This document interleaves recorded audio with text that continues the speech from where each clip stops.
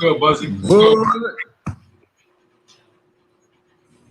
I got shaky Wi-Fi, man. We're gonna see how it work out. You know, whatever God will, God's will, that'll be what it is, you heard? Big facts.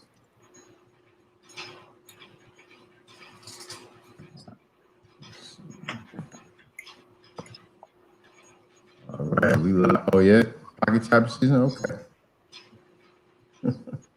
Sound like, you know what I mean? Sound like summer season is upon us. You know, we tapped in, lining a lot of things up, keeping it quiet though, you heard? Okay. We're not here for the proverbial pats on the back, you heard? I played ball yesterday. Oh, word? First time in quite some time. It's like riding a bike though, right? No.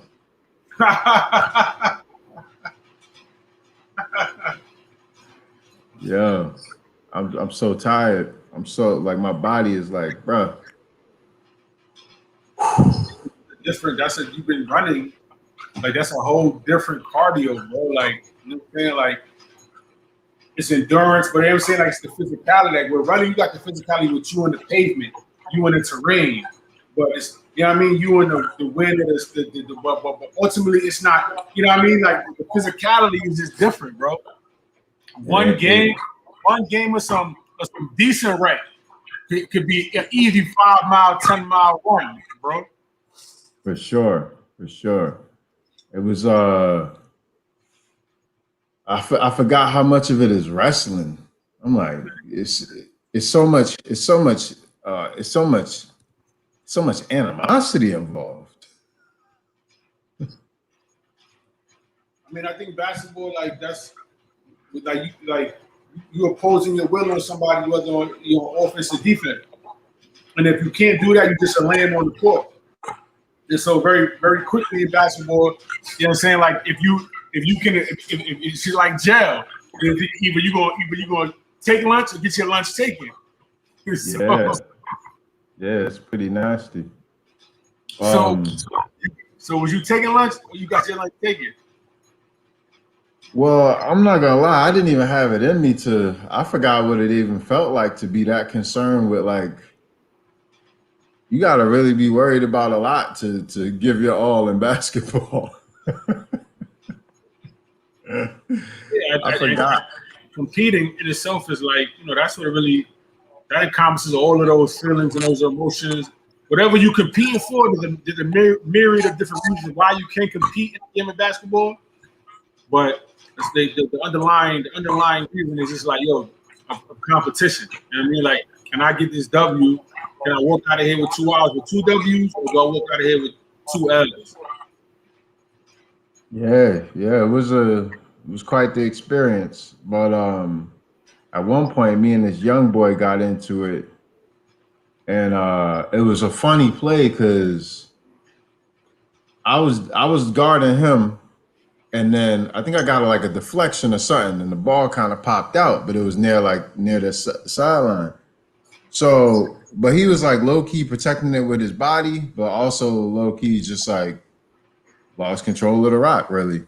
So I kind of like laid out for it, but like I jumped over him and tried to get past him, but he made it so that I had to like he was protecting it, so like we had to collide, and I was basically on top of him at that point, and he was being mad dramatic. Like I tackled him. I'm like, so then he took it to the next level, like just trying to shame me for going for what I thought was a loose ball, and then he got extra, like he went extra on it. I was like, bro, you don't have to go like. Be bold, but I don't think you have to be that bold. He was sizing it up, like he was trying to get the energy right, and I was like I was nervous because I haven't felt that energy in a long time. Mm-hmm. It was funny. That energy, man. I remember me and Jose.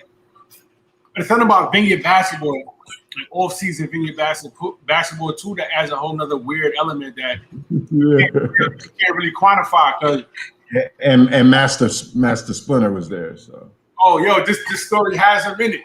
So how perfect. So me and Hose, and so that also is about energy thing too. Like when you got who you got playing in the game. So me and Jose, and then like a bunch of the OGs when they had a run at the OB school on Sunday mornings. So we all playing, and then it's a Still and me and Hose. I think we might have been on the same team. So Still and my homie, I can't remember his name right now, but he's a construction worker, cool dude, cool white dude, like you know what I mean, like solid. So they started drawing back at the other, and like it still ended up taking it to the max. I don't know what he saying something, and then homeboy hit him with the whoop, whoop, whoop, put him to sleep, had him leaking, and then me and Hose like, yeah, you saying like, you hold that, you a grown, ain't no looking up like what's good with y'all, like yo, bro, nah, like you a grown man. First of all, you older than us. You know what I'm saying? Like that's a grown man one-on-one, and you was talking about spicy. But homeboy hit him with the Home Depot right hook, and then the construction worker uppercut. We were like, woo! Son had it. I was like, yo, that's crazy. But it was that same kind of energy where it was like he was flexing for really no reason, like because we on an island, ain't nobody going pro up this rock. And if it's Sunday ball right, why did that serious anyway? But yeah. So thank goodness you ain't have to hit nobody with a Home Depot uppercut. You heard?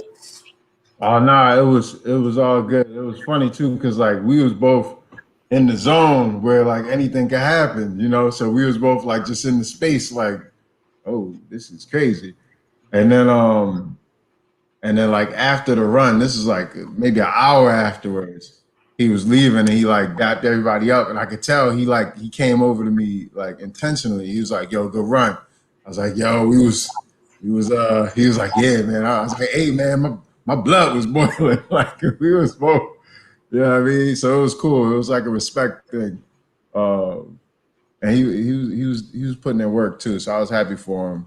But yeah, it made me just think about how much, you know, sports came from like the militaristic roots of sports, and then also how it's like just enmeshed in competitiveness. That's like I love the game. I think it's healthy, you know, but at a certain point, it's weird when you're that involved in it.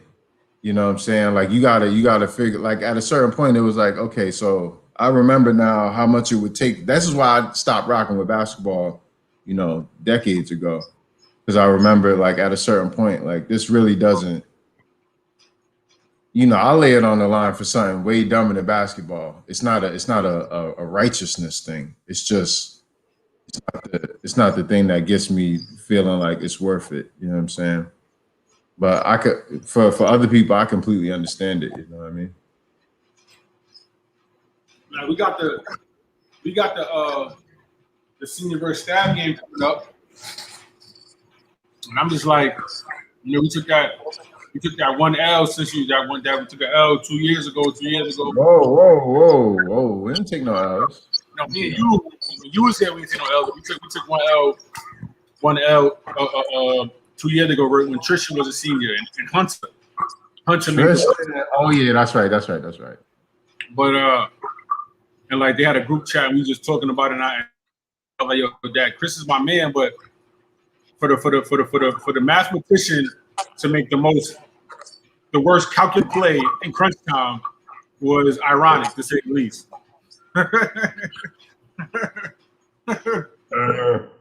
And I was so mad at him that I couldn't even go to the bar after, because I was really tight at that place. And I was like, yo, like you did the full the length of the court Hail Mary throw with the soccer twins versus Bostrom, your local unathletic math teacher. I was just like, yo, son, like, and then Hunter hits the three. Bro, I was steaming because as soon as he hit that three, all of them was, I told you. Well, I didn't want to figure out. I wanted to yap one of them. I was tight. So I wanted to hit him with get a ball from me, yo. I was tight. Distraught. Yeah, man. So it's back to ball season, man. It felt so good to be out there, though. They had the good music, you know what I mean? So what y'all you fantastic. This was the first time, but this was at this was at Niantic, and it was cool because you could still see the Battle in the Bluff shootout decals. Yeah. Like, I guess they took them off, but like because they're weathered in there, so like you could just see the remains of it. It's kind of fire. It's kind like of fire. tattoo. It is kind of fire. And I think had it been any other thing, it might have been more flat. But you know what I mean? Like, what could they really say bad about that? You know what I'm saying? Like, I mean, they could say a lot, but I think because we did what we did, it's a lot easier to let it rock. Plus, you got more court decals coming this year, so. Oh right, yeah. I don't know how it worked out. Booger. Jiggy James said, "What up? What up, James? How you doing, man?"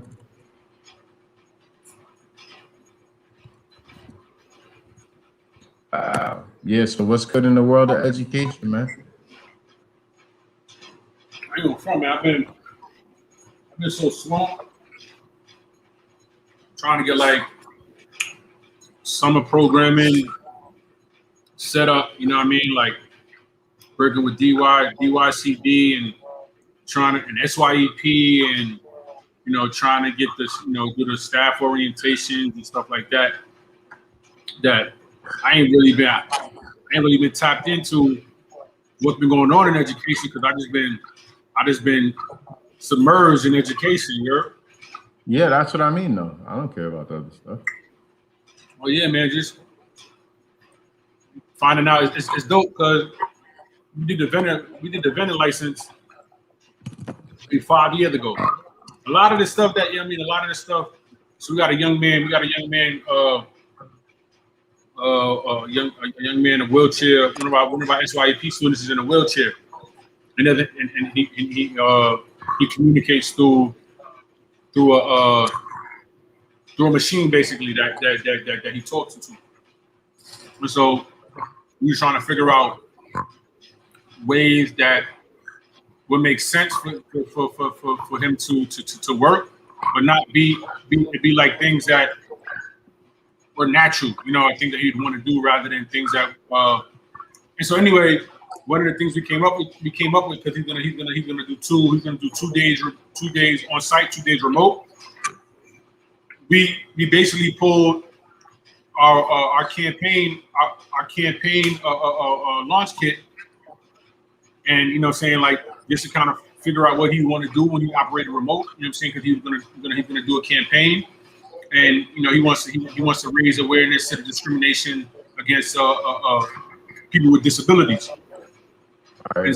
And so so it's fire because even in this space, having the ability and the opportunity to custom fit somebody the summer work regimen or summer culture clinic.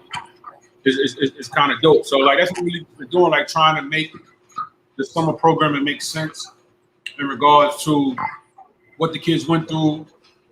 Summertime is going to be crazy, and in the school year they want all kids to be back in the building. So trying to lock in things that are going to address all of the socio-emotional discrepancies that teachers are going to face in September.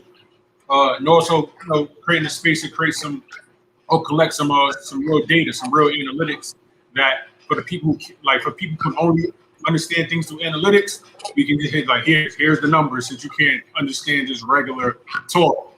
Here's the numbers and the data that helps what we're telling you make sense. So yeah, man, I just been locked in, Battle in the Bluff, the Firm Fund.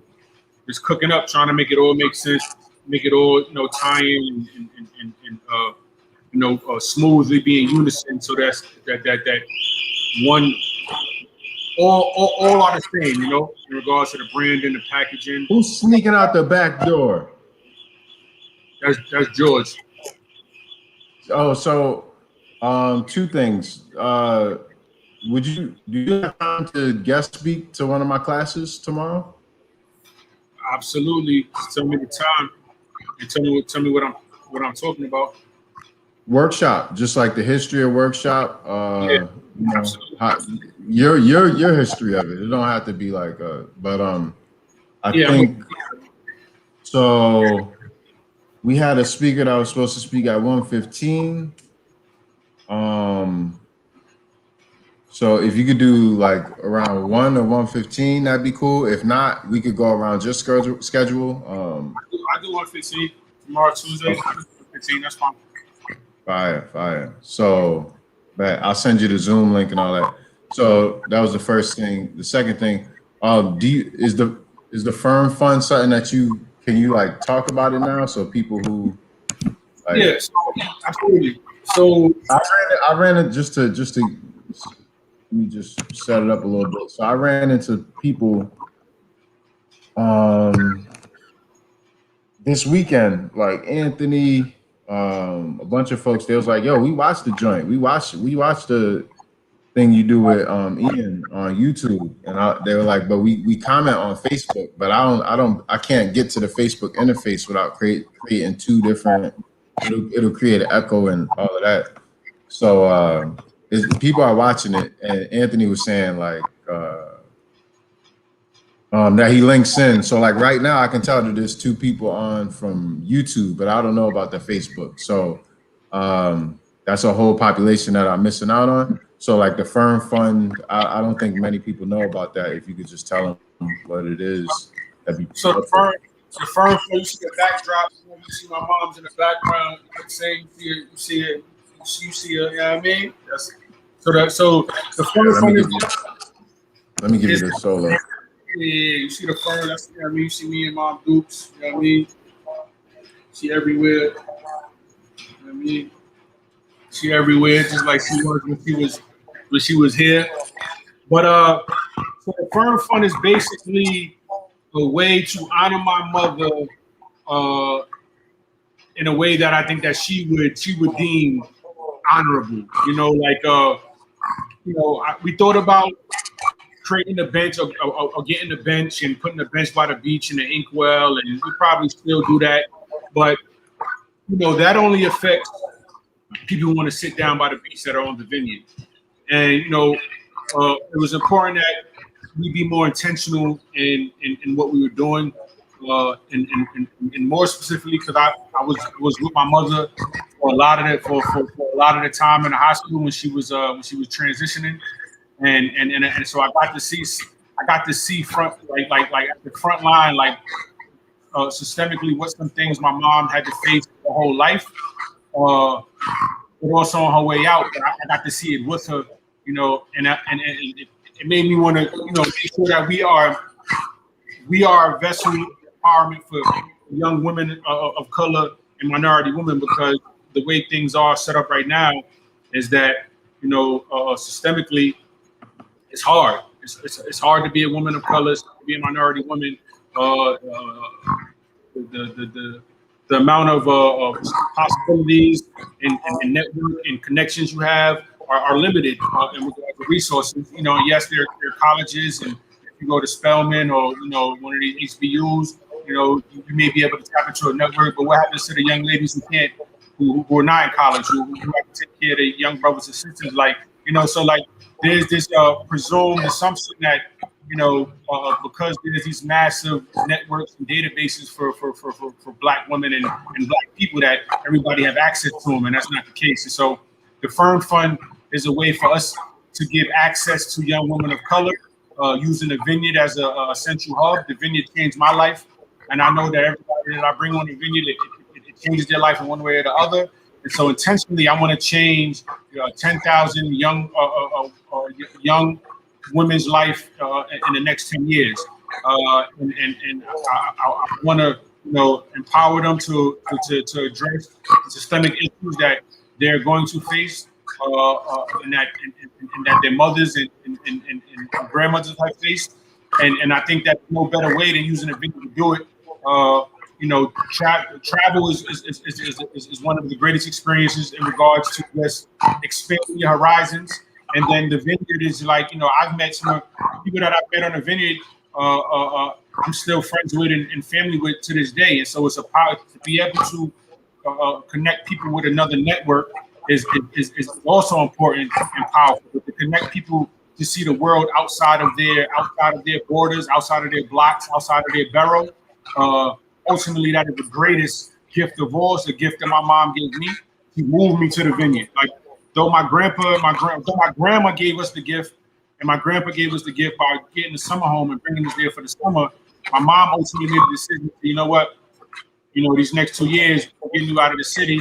And had she not done that, I wouldn't be here right now. So I want to continue to provide the opportunity to use the vineyard as a vessel for change and empowerment. And I want to be intentional in how we do it. Not to say that we'll never bring young men of color on, but as a father of 3 young women and a husband and a mentor that has nothing but and gives nothing but time to young men that look just like me. I know that it's not what I'm doing is not wrong or not intentionally leaving somebody out, but I'm intentionally focusing on a demographic that through the majority of my life has been shooting on one way or the other. So the Firm Fund is an ode to that. We want to try to grab 1,000 people, that are gonna lock into donating $100 a year for the next 10 years. If we could do that, that's a great starting place. That pretty much gives us the funds to fund 6 weeks, 6 weeks of summer for the next 10 years. Of course, we got to budget in some stuff like that. But if 1,000 people donate $100 a year, we'll be able to run 6 weeks of programming and change. Next year we're gonna do a pilot version, so it's gonna be reduced. We're not gonna have the amount of kids that we foresee ourselves having in year 5 or year 2 for that matter. But we're gonna do it. We're gonna hammer out logistics, just like we do with Battle in the Bluffs. Battle in the Bluffs has been here for 10 years. We've learned on the job. We've implemented new things. When you're dealing with kids, the one thing that you have to realize is that there's gonna be some hiccups. There's gonna be rugs or chandeliers accidentally broken and things that you're renting. This is part of it, and I think that this is an important part that is important for me to share out, specifically with working with vineyard businesses. That the incidentals that happen, but it's important to see the bigger picture when you opt into a program like this. Like the incidentals are as a result of the end goal, and if you keep your eye on that, the incidentals don't seem as big. And I say that because I want everybody to understand that though you can opt in and out by participation with giving money or showing support, at the end of the day, it's going to be me and my family and our supporters and Connective that's going to get the job done. And so if all you're doing is giving, then be mindful that what it takes to run something like this, what it takes to have something go for 10 years, bring 500 Battle in the Bluffs in 10 years, we bring 500 students of color to participate in Battle in the Bluffs from all over the country. And so, we've had some incidents, we've had some things happen that, with our youth that, just like in school, that if we could have avoided, we would have. But ultimately, our job is to change lives and use the venue to do so. And so the Fern Fund is going to continue doing that for the next 10 years. Wonderful. Also, when you came here last time, the bus driver, KK, I saw her a few days ago and she was like, "You mean to tell me EM was on island on campus and you didn't tell me?" I said, "KK, I didn't even think to tell you. That's my bad." She was like, "Yeah, it is." She was like, she said, I said, "But he'll be back. He's going to be doing the PD." She was like, "That's when school's out. I'm going to miss that." But luckily, one of the group that I'm doing workshop with now, one of the things they want to do for their group project is to do staff appreciation for the bus drivers, the cooks, you know, the people who kind of get looked over, who holding it down in the school. And so that might be a good way for you to tie into the workshop tomorrow when you talk to them. But also you might want to check in with KK because she was tight. I definitely do that. Yeah. Cool, man. Cool. I think it'd be important to see the firm fund. Everyone who's gonna donate is gonna say the same thing. They're gonna want to see how it's achievable, and then they're gonna want to see radical transparency. So it'd be good to just have that, like a very easy to process. This is what you get. This is what you get. Like this is what you. Did you get a chance to look at the one that I sent you? Yeah, but that wasn't easy to process. All right. It's a lot, you know what I'm saying? Like, I mean, like a simple, like, you know, like just basic dollars and cents. Because then I think once you have that, like most things, once you make it easy for people to believe it, then like no matter how noble or earnest it actually is, yep. You know, think about the work we've been doing for the past, 13 years or whatever it is. And it's like a lot of people haven't given anything because it's hard to understand for them. So the easier we make it to understand for them. Everlane as a company does a great job of that. If you just look at their site, it's fire. They call it radical transparency. But anyways, I think sounds like it's going to be a success. Honestly, it's like a hybrid of everything we've been doing, all put together under the right cause. So, and then cool. I guess that catches everybody up on the movements. I guess if you have any Battle on the Bluffs updates or not, I don't know. No, I mean everything Battle on the Bluffs will be is dropping on Battle on the Bluff Instagram and connective Instagram, and then yeah, the registration. People can register at the site connectiveinc.org. We just got I got an email from some my guys NBA. We got 10 bags. I mean 10 boxes of NBA merch and apparel for the campus. So that's Save me dope. Some socks. Yeah. Hopefully, I ask you a question. When they tell you they got just send that through. So I don't know what's in the boxes yet. I believe you though. If there's socks in there, they'll be put to the side for you. You heard? That's a fact. Word. OG. Yeah, I mean. Yeah. So I had a sit down with my principal today. Just I'm just trying to wrap my mind around next year and tap in with the leaders to see what their visions are. I think it's like the second or third like sit down I've had just to check in and see what we have as a vision moving forward. And next year is going to be interesting. I don't know if people are really prepared for what's going to. I don't think they are. The amount of healing that has to take place on the fly next year might be worse than the amount of adjusting we had to do on the fly this year. Yeah. And at the same time, we'll be adjusting twice within it because remember, we'll be adjusting back to quote unquote normal, which obviously won't be normal. And then we'll also be trying not to throw the baby out with the bathwater with the things that work with remote learning for a certain demographic. It's like, okay, so do you want to marginalize that demographic now? Because it's just right now, it's just really pushy. It's like, well, if you don't want to be in person, then you're going to really miss out. And that's true. It really is true. For a large demographic, but it's like the marginalized community gets even more marginalized, fractured. We're going to be dealing with all of that, and this, man, there's going to be a pressure to return to this top-down systemic poison that has been in education since its inception. And it was like we had a good moment to pause and let that kind of atrophy with the pandemic, but it's going to come back in full force.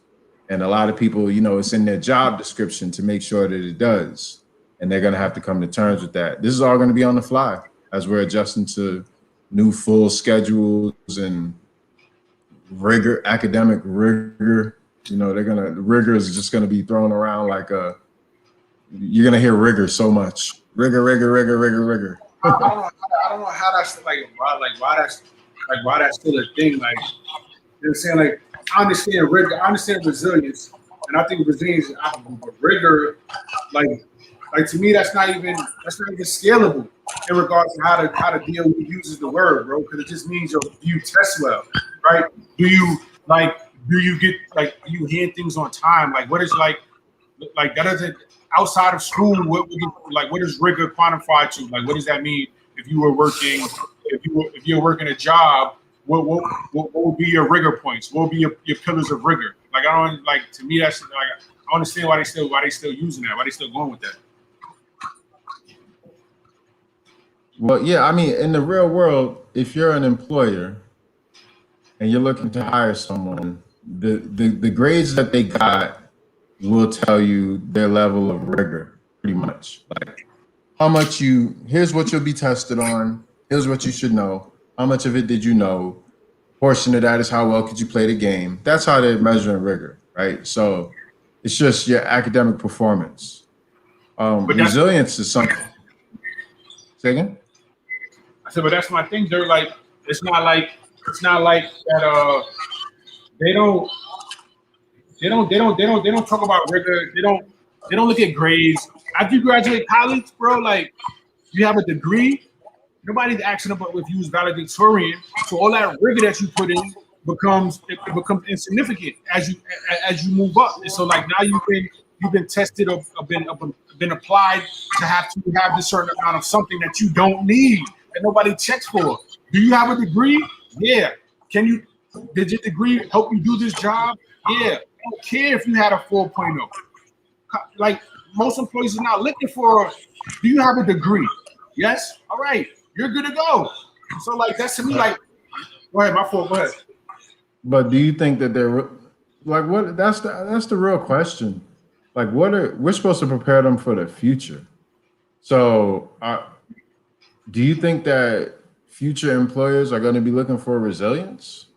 You know, is that something that they can measure?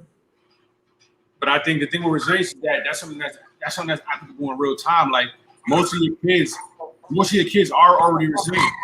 They might not be resilient in your classroom, but you can point to points of resilience in all your students, right? But okay, so let me ask you this. If you're an employer, right? Let's say Connective Inc. forms a arm that's, you know, a Fortune 500 company, right? And you're in line with the hiring. Like, you know how to read people well. You could tell if somebody's gonna be consistent. So would one of the things that you ask, like, okay, you got this person in front of you. You got a bunch of people to weed through, right? And you got this person in front of you and this sparkling resume, you know, they did this, that, and the third. I think one of the major points from the pandemic on will be, like, what did you do during the pandemic? Yeah. Like, to me, that would tell me more about a person than their grades, especially their grades during the pandemic, right? Yeah. So if you're an employer, how do you, like, how would you, let's say you had 10 candidates and they all did something different during the pandemic and they all got good everything else, you know what I mean? They're amazing, whatever. How would you differentiate? How would you assess the one that you want to take versus the 9 others based off of what they did in the pandemic? Like, what would you look for in those kinds of answers? So if I was interviewing for you and you're like, what did you do during the pandemic? And I was like, well, I worked out a lot. I ate healthy. You know, like what would you be looking for as an answer that would let you know, oh, this is a person I'm going to hire? I mean, I would. I think for one, it would be what would make it applicable is like what I was looking for at that time, like what we needed in regards to candidates. So I mean, but I would like to. I would somebody being honest about failure. You know, and during COVID, I'd probably have several clients that would be honest about failure because, you know, COVID allowed people a safe space to say, you know what, I just didn't know what to do. So, you know, being honest about, you know, then I guess about what they struggled in, being intentional and being able to describe where their issue was, where their struggle was, and then and then also being able to apply what they did to troubleshoot it, how they survived, how they, you know, if an applicant could be able to tell me those things during, you know, during the pandemic, that would be more important to me than anything else. And I guess if I had to, if everybody, if all of the candidates said that, it would just come down to where was the greatest need in regards to the work that we were doing in that very moment, and how that person would help us reach more people, be more effective. And then there were several people that could do that, operate in that same space, and maybe we bring them all on. But it would just at that moment on a nonprofit budget, it would be solely based on though they all were great applicants, just the one that in that moment that we had the greatest need as a business. You know what I mean, in regards to outreach. I think I missed the second point because the being honest about failure. I think that's fire. Like that's, man. Like if you get a candidate in front of you, that's like. But that's what I was saying. I was like, I think because of this time that if I was to be interviewing applicants, more than ever that I would have applicants, maybe 5 out of that 10 that would be openly honest about their failure because everybody were failing, so they wouldn't feel the need to hide it. And so I think that would be like a sign that somebody that I like. But then also like how intentional they got after that, right? Like, you know, my Mr. Sawyer from the high school used to tell me, you know what I'm saying, like when I started reading Tom Sawyer, he was like, yeah, you know, this book, 10% of this book is above surface. You know what I'm saying? The words, you know what I'm saying? 10% of the words, you know what I'm saying, is above surface, but the other 90%, you know what I'm saying, like you really got to start to decode and examine the text. And so like I think that people who do that with themselves would be people that would be higher on my higher list. That's fire. Yeah, it was interesting. I had a student for one of my writing prompts was it wasn't really a prompt. It was like you can write whatever you want, but it was right before winter break. I was just trying to get them to write essays, really. So just anything I could get an essay out of them with, I would go with. But essay in 2020 about how she was seeing all over TikTok people talking about 2021 is going to be great, and like finally like 2020 was trash, get out of here. And she was like, in her essay, she was like, I think 2021 is going to be just as bad, if not worse. Like, I don't know why people are pretending that 2021 is going to change that much. And she did a good job of like expressing her ideas in the essay. But it's crazy because when we reviewed her essay, it was almost hard to remember that people shared that same sentiment. Like she was an outsider with her perspective. Like, yo, 2021 is gonna be trash. Like 2020 was probably the good year out of the two. And then of course on the 6th of January, a bunch of people stormed the Capitol. Like George Floyd's happened again. It was just madness. So Hope. We always talk about this. Yo, hope is the most unifying factor. It's the most beneficial sales pitch. Like when you're able to align people to like change or things that are aligned to emotional. Like there's no real way to scale it. It's pure feelings. Then it's like that's the like that's the best way to go. That's how people that's what people buy into. Obama's first joint change. Like, yo, people didn't know nothing about nothing, but they was emotionally attached to that campaign, bro. Yo, Obama could have for the last. I swear, I don't understand politics. I never will. But Obama could have been low key doing anything for the past 10 months, like anything. I would have no clue.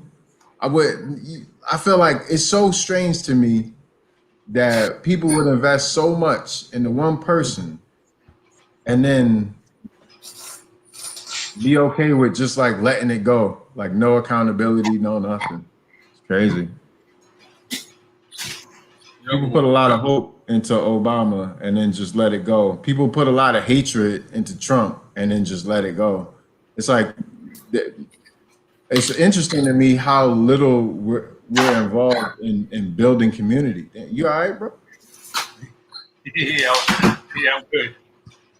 Sound like you had to let the swammy off. Nah. You valid, okay. Yeah, so yeah, I agree with you. It's just it's strange, man. Hope is a powerful drug. No, that's a fact. That's a fact. It's wild powerful, and you know what I'm saying? Like it just I just can't wait to see next year. Like not that I can't wait to see because it seems like I'm the Joker of education. Like I just can't wait for the anarchy. You know what I'm saying? But it's like when I sit back and watch all this equity talk and here's my jewel that I came with. I think it's better than my last one too. Right? If you're gonna talk about PPs and doing equity in school buildings, right? I think that it's important to one realize that if you have educators of color, if you have a mixed staff, then everybody don't gotta go to that PD. White teachers need to go to that PD. And then you can ask your black teachers, your minority teachers to opt in. But they don't need, if you're a black educator, you don't need a PD about equity. You don't need a PD about what it is to be on the outside of equity or diversity.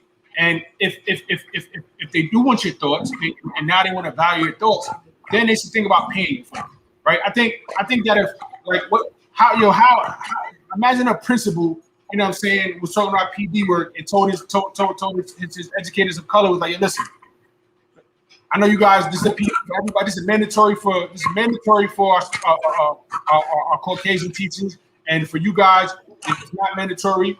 You can opt into you if you want, and if you participate, you know, we'll give you per session. That speaks to more equity than telling everybody that we're going to have a PD about race and diversity and then force everybody to go. That doesn't say anything about equity, and it gets it off on the wrong foot.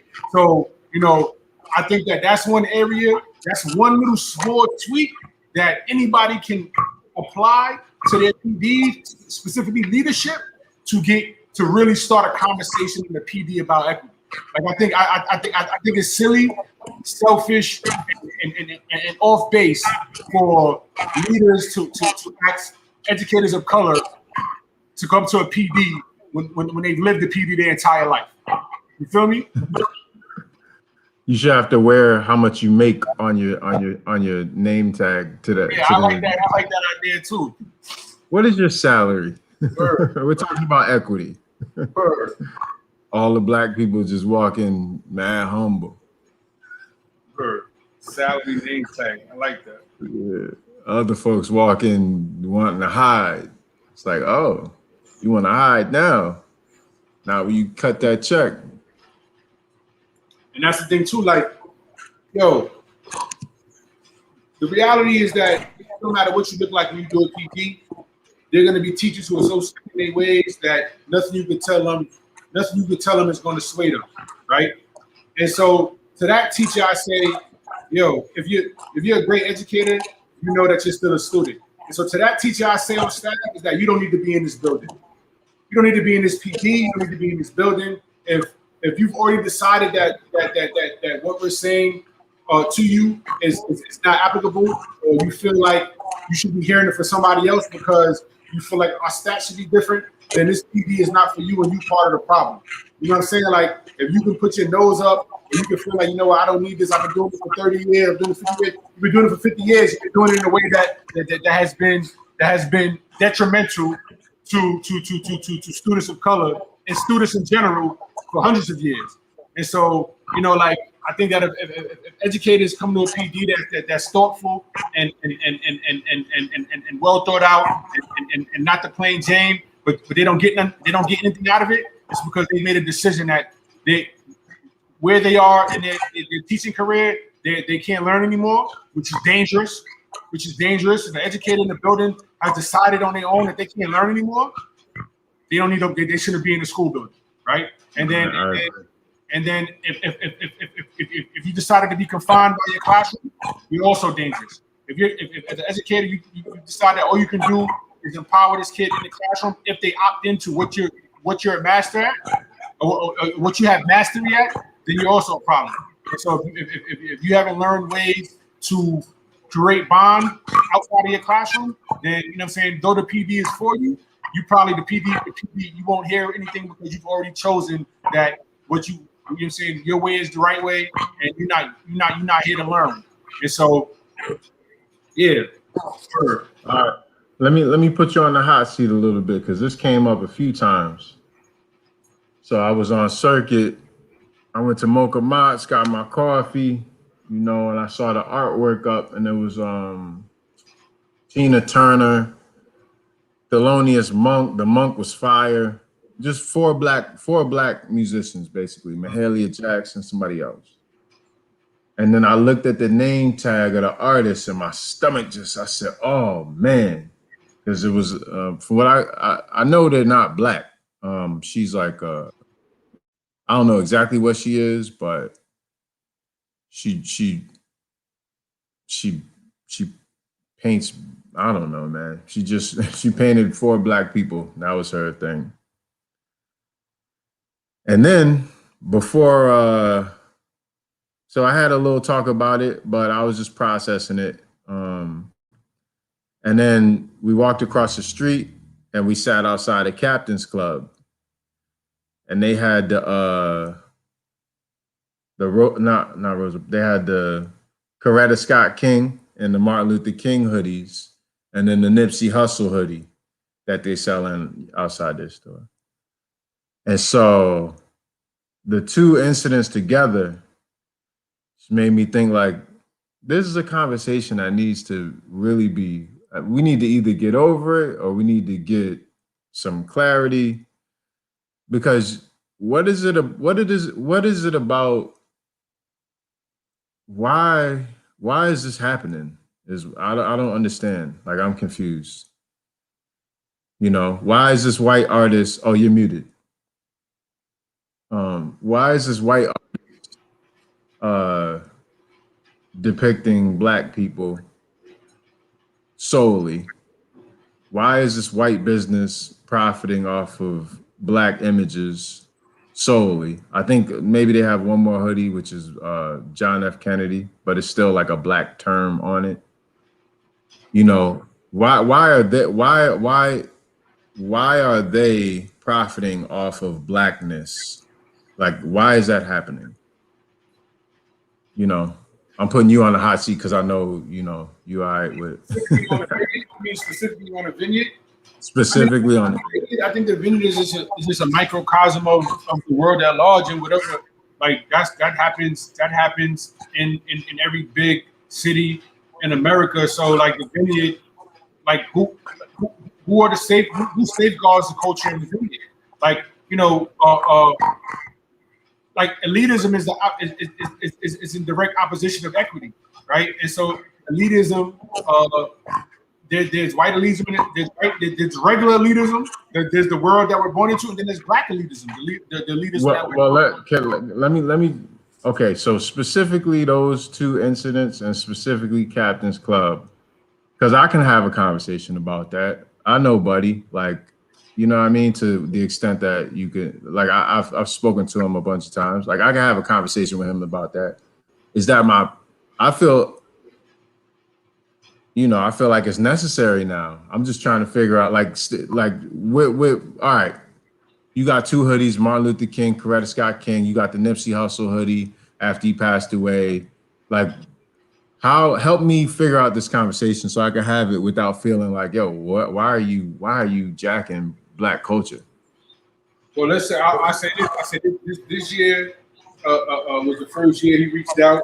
I mean, not the first year he reached out, but the first year he reached out, I was like, yo, listen, like he wanted to be intentional in regards to helping out the community, helping out battling the bluffs, and we got on the phone and we had a conversation about certain things that I think are important and things that I was confused about. And for me, outside of like just my overall weariness just in general, because I just think that a lot of things are done in a good intention, but have negative effects. I think that for the most part, I think his wave is really just more so similar to the wave that's down the block where they got the like the resale shop. That also is, you know what I'm saying, with the Circuit 47 or with the Contra sign, looks like Contra, like a Contra C. Like, yep. I think, and so I felt that way with that store as well somewhat. But to me, this year he tapped in, and I think that, like, he asked what we were doing, not just on the vineyard, and wanting to be, like more involved in regards to like being a part of that. So I think that, and I don't know what it originated from, but I know that after talking to him, he seems as if, like, it's important for him to be a part of at least stepping aside and letting us do our work. That's what I got out of it. Mostly, it was like, yo, I got some funds that I wanna to donate, and I really just want to, get out the way. Because you guys been doing this. I get that. That's y'all thing. Like you've always been able to like see past a certain thing that I can't see past, and vice versa. But I'm gonna have to have a conversation with him about, like, why are you jacking the culture, and I need help with that, because I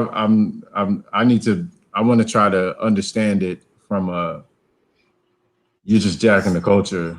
Like, I don't want to just be that guy. I want to have a more balanced response from what I can see. You're just really, like, you're profiting off of blackness, and from what I can tell, you're not black. Why? But so are you gonna? So that's so. What I would ask too, there. So after you have that meeting with Cook,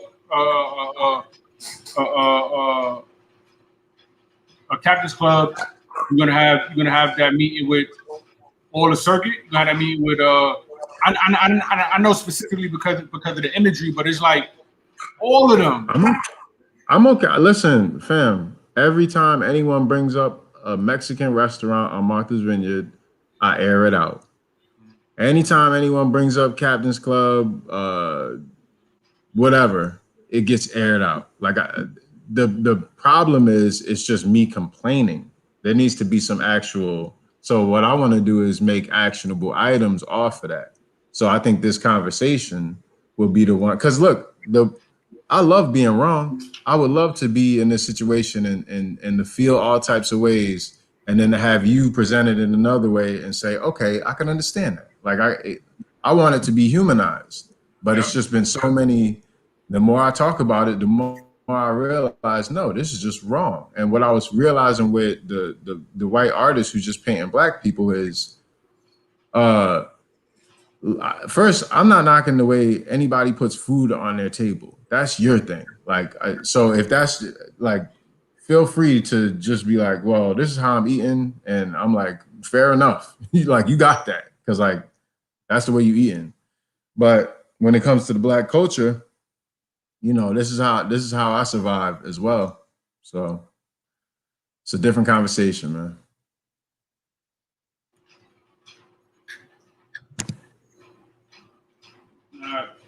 I agree. I think I think that is I think that is a conversation that needs to be had. I think on a like when I think about that big joint that they did at the Tabernacle, just surrounded with like what's name's pops. He did like a special on it, and like it was talking about all these things that we talk about, but like at the end of the day, it can't be if you 70, if you 60, you can't be the person putting everything together and then inviting only the people that you think that should come because you not tapped in like that. And so if you're gonna be if you're gonna be because you could be you could be in front, but you don't mean you necessarily leading anything, right? You just because you out front don't mean you leading anything. And so I feel like there's a lot of things that's already happened on the venue that's about empowerment and about decoding or deciphering the systemic issues that have been put upon us purposefully. But like at the end of the day, like who's giving the message? You know what I'm saying? Like that's what I'm saying. That's what I'm saying. Like black culture here. Like, there's nobody standing up these young people. There's nobody like putting them like, nah. Like when you speak from your truth. Like there's nobody giving them that actual direction. So when I see Captain's Club, like all you telling the youth is to smoke weed in the back of your store type of vibes. You know what I'm saying? Like that literally, like there's no educational component. There's no like putting you on the game component. It's just like a party. It's like a party lifestyle. I just see no sustenance there whatsoever. Even if he's trying to tap into the community right now, like I don't know. Hopefully, like I said, I like being wrong, so I'll keep my ear to the street. But James said, did y'all listen to the J. Cole new album, and how do you feel about the George Floyd case or problem? I did not listen to the J. Cole new album. I'm sorry to say. I heard a few tracks, and from what he was talking about, I wasn't trying to hear it. So I got a very low tolerance for like men talking about women in that light, and he just, for some reason, he still felt the need to do it. So, and J. Cole is one of my favorite like creatives in the space, but you still telling me what you do with women on wax? That's just weird to me. You're 36, man.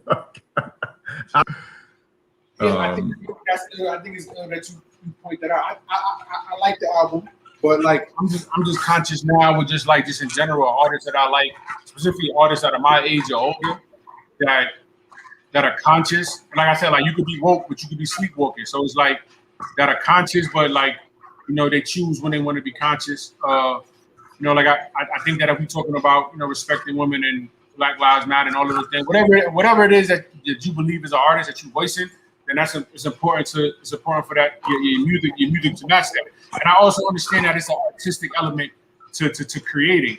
But like if you can use another word besides bitch, then why not, right? Or is there something multifaceted or layered in the music to where it's like this is just another stroke of the paintbrush? You know what I'm saying? Like I don't know what the artist is. I just know that sometimes I'm like, oh, damn, like I use, what I'm saying, like that shit is like second nature. Not to say like I never used the word, when I was younger. And mind you, I probably dropped the N-bomb more than at the same rate that I did when I was more than Dick Gregory. James said he agrees. That's fire. And what about how do you feel about the George Floyd case or problem? I mean, I feel that it was a very sad time. I think that the positive that was going to come from it came from it, and so we got to figure out what's next. People have to figure out what's next in their own set. That's number Yeah. I'm not concerned about getting a movement to move with all black people because I don't know what all black people are doing. But the black people and the people of color and the people and the people who think like me and want to change, I want to get tapped in with them, decode the message, create actionable items, and so that we can change the world in our area every day. Like, cause that's what it is. Like, you can change the world every day, and if you have a plan, if you have a campaign, and you have actionable items. But you have a big goal to change the world, right? Yes, like change the world, but you can change the world by acting every day. And the people that you rock with, the people that you decide that you want to align with, you want to match your energy with, you can do very powerful things. And I think if people focus on that rather than this larger movement, you know what I'm saying, like that nobody knows how it got created or where it got created from, you can make your own saying. Whatever. Don't jack my wave, bro. Don't do that. That's my wave. Don't jack my wave. Stop that. You was over there. Don't do that. But your wave is my wave, bro. Like Nah. There's distinction. I got the gap. There's what we call it a joint venture. You heard? My man. A little joint venture, you heard? Yeah. Hey, I'm glad you over here now, though, because it was. Let me tell you something. The only reason why I say that is because Real Cheese. It was. Stop it. You was right. Listen, let me tell you something. We can run. Listen, we got the episodes, bro. We can go back. Like when we got 4K. You in 4K. It's not that you was jacking Black Lives Matter. It's that when I was saying, why are we even talking? This is not our thing. Y'all still wanted to talk about it. No. My whole point was that I wanted to talk about it because I wanted. We might have to go do a recap. You know what I'm saying? Like a deep dive. Flash forward. Yeah. But my whole premise from when I even started thinking about. Yo, I remember because you was like, yo, do Black Lives Matter when such and such? Do Black Lives Matter? And I'm like, yo, why are we even talking about that? Exactly. Like, that's so I was agreeing with you. I may not say. No.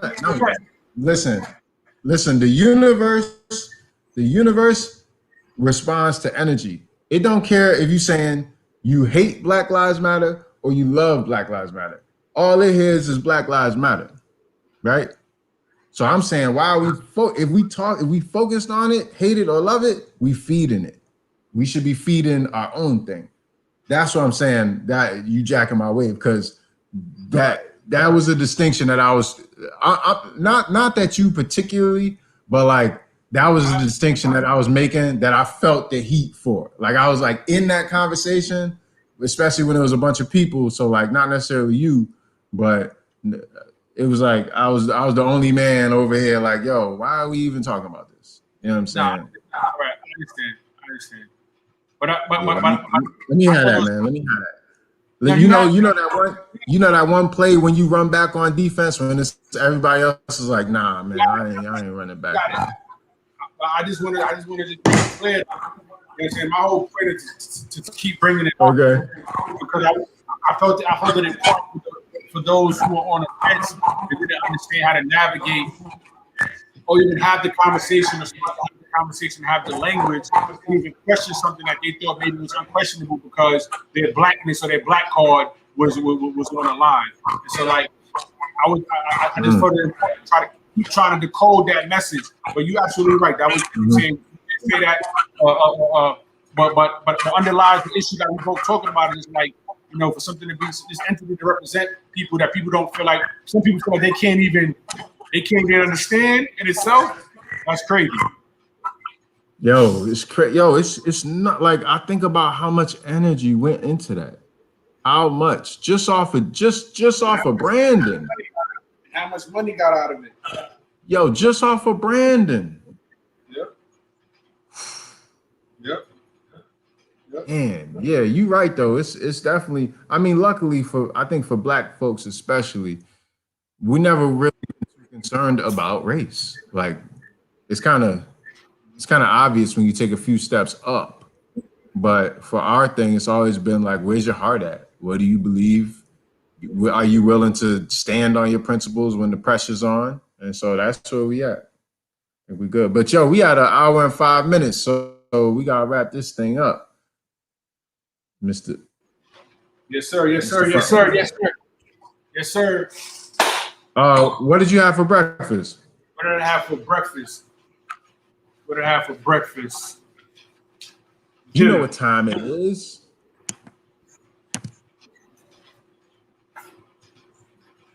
You heard?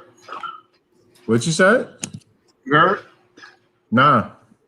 Dinner. That's what I have for breakfast. For real? Yeah. I ain't eat this morning. Okay, I respect that. What I have? I had a decaf and a bakehouse breakfast sandwich with the works, spinach, all that. It's crazy. Yes, Tough life. Tough life. All right, any last gems you want to drop for the folk? Yo, stay COVID free and sucker free. All 2021, you heard? We got merch coming. COVID free, sucker free merch dropping. But if you ain't sucker free, merch, you heard? Another merch drop. and it's pocket tapping season still. So if you ain't donate and ain't been donating, you come around me, you gonna get your feelings hurt. Wait, hold on. James said, in his opinion, it took too long because this many years before for the George Floyd thing. For sure, I agree, man. I agree too. And we got miles to go before we sleep. You heard? You know what I mean? All right, man. Stay up. You heard? All right. Titty, bang, bang, guns and butter. All right, man.